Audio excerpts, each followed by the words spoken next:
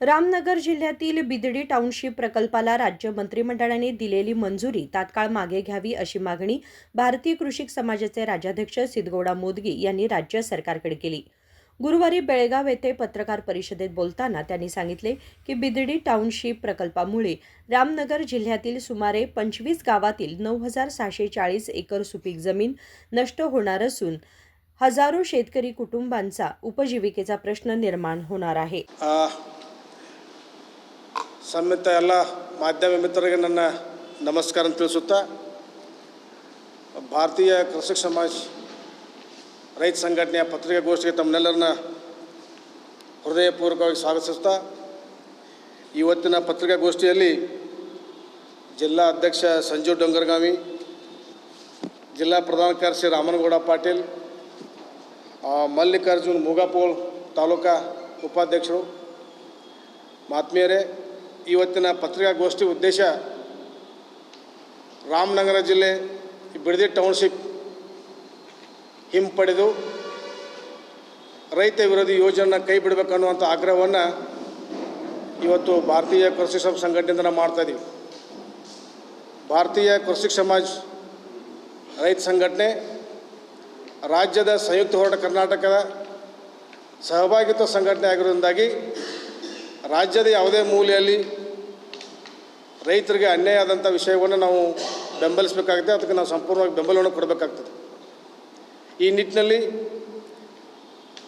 ರಾಮನಗರ ಜಿಲ್ಲೆ ಬಿಡದಿ ಟೌನ್ಶಿಪ್ ಯೋಜನೆಗೆ ರಾಜ್ಯ ಸರ್ಕಾರ ಸಚಿವ ಸಂಪುಟ ನೀಡಿರುವ ಅನುಮೋದನೆ ಕೂಡಲೇ ಹಿಂಪಡೆಯಬೇಕು।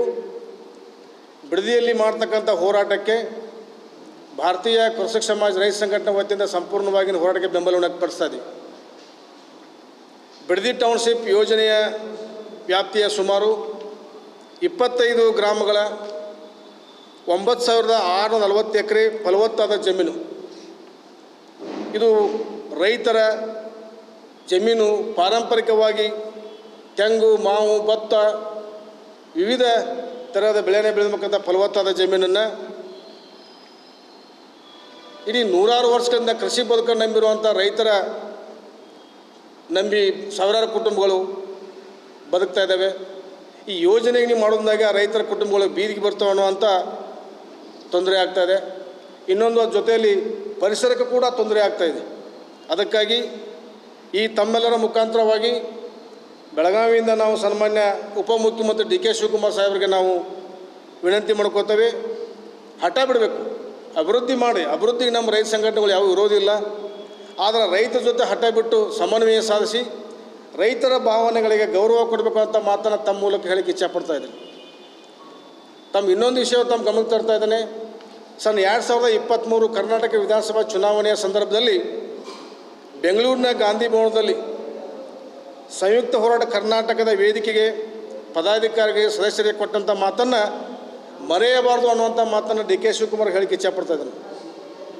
ಚುನಾವಣೆ ಸಂದರ್ಭದಲ್ಲಿ ರೈತರ ಪರವಾಗಿರ್ತೀವಿ, ರೈತರ ಕಲ್ಯಾಣವೇ ನಮ್ಮ ಕಾರ್ಯಕ್ರಮ ಅಂತ ಒಂದು ಬೆಂಬಲವನ್ನು ಕೋರಿದಂಥ ಸನ್ಮಾನ್ಯ ಡಿ ಕೆ ಶಿವಕುಮಾರ್ ಅವರು ಇದನ್ನು ದಯವಿಟ್ಟು ಈ ಸಂದರ್ಭ ನೆನಪಿಸ್ತಾ ಕಾಂಗ್ರೆಸ್ ಪಕ್ಷ ಯಾವತ್ತೂ ರೈತರೊಂದಿಗೆ ಇರ್ತಿದೆ ಅನ್ನುವಂಥ ಮಾತನ್ನು ತಾವು ತಪ್ಪಬಾರ್ದು।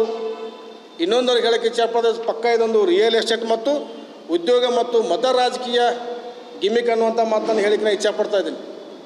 ಅದಕ್ಕಾಗಿ ಇನ್ನೊಂದು ವಿಷಯ ತಮ್ಮ ಗಮನಕ್ಕೆ ತರಬೇಕು। ನಾನು ಮಂಗಳವಾರ ದಿನಾಂಕ 19/5/2026 ಕಾಂಗ್ರೆಸ್ ನೇತೃತ್ವದ ಕರ್ನಾಟಕ ಸರ್ಕಾರದ 3 ವರ್ಷಗಳ ಸಾಧನಾ ಸಮಾವೇಶದಲ್ಲಿ 1,50,000 ಜನರಿಗೆ ಹಕ್ಕುಪತ್ರ ನೀಡಿ ಗಿನ್ನಿಸ್ ದಾಖಲೆ ಮಾಡಿದಂಥ ವಿಷಯವನ್ನು ನಾವು ಗೌರವಿಸ್ತೀವಿ।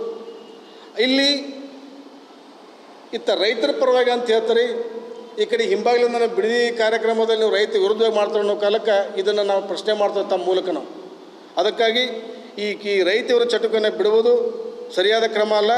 ಕೂಡಲೇ ಮಾನ್ಯ ಮುಖ್ಯಮಂತ್ರಿಗಳು ಏನು ನಮ್ಮ ಚನ್ನರಾಯಪಟ್ಟಣದಲ್ಲಿ ಏನು 7,000 ಎಕರೆ 700 ಎಕರೆಯನ್ನು ಮಾಡುವಾಗ ಸಂದರ್ಭ ಮುಖ್ಯಮಂತ್ರಿಗಳು ಯಾವುದೋ ಒಂದು ನಿಲುವು ತಗೊಂಡು ರೈತರಿಗೆ ಒಂದು ರಿಲೀಫ್ ಕೊಟ್ಟರು, ಆ ರೀತಿಯಾಗಿ ಸನ್ಮಾನ್ಯ ಮುಖ್ಯಮಂತ್ರಿಗಳು ಈ ವಿಷಯದಲ್ಲಿ ತಾವೇನು 30 ತಾರೀಕಿಗೆ ಅಧಿಸೂಚನೆ ಕೊನೆಯದಾಗಿ ಮಾಡಿ ಅದನ್ನ ಅಂತಿಮ ಹಂತಕ್ಕೆ ತರ್ತಾ ಇದ್ದಾರೆ।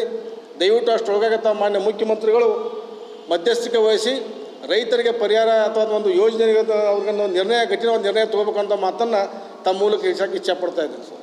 यावेळी संजीव होंगरगावी, रामनगौडा पाटील, मल्लिकार्जुन मुगपन्नवर यांच्यासह अनेक जण उपस्थित होते.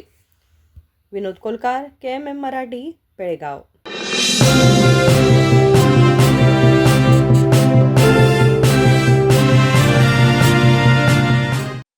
ಜಗಮಗ ಜಗಮಗ ಹೊಳೆಯುವ ಕಣ್ಣುಗಳು, ಹೃದಯದಿ ಹರುಷದ ಅಲೆಗಳು.